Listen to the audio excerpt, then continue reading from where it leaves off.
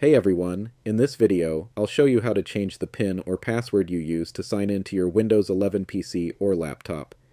If this tutorial helps you out, don't forget to like the video and subscribe to the channel.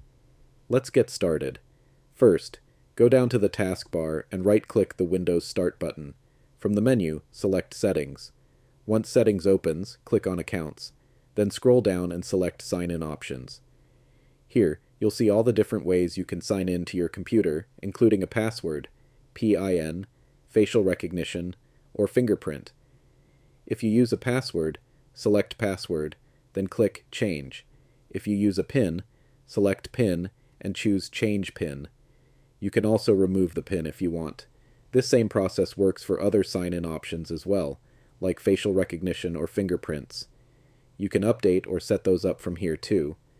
To change your PIN, enter your current PIN, then type your new PIN, confirm it, and click OK. And that's it. You've successfully changed the PIN or password on your Windows 11 PC or laptop.